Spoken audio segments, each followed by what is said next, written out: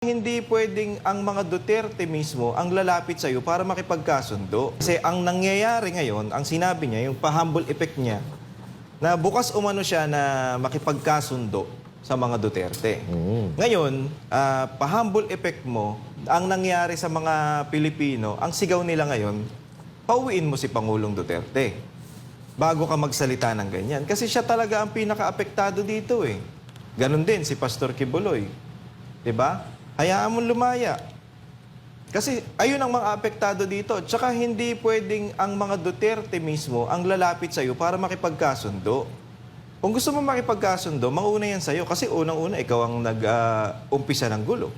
Ikaw ang nag-umpisa ng awayan. Ang ganda-ganda ng unity nga ang sinisigaw mo. Pero hindi naman totoo. Hindi naman yung sinasabi mo, hindi naman kagaya sa namang nangyayari.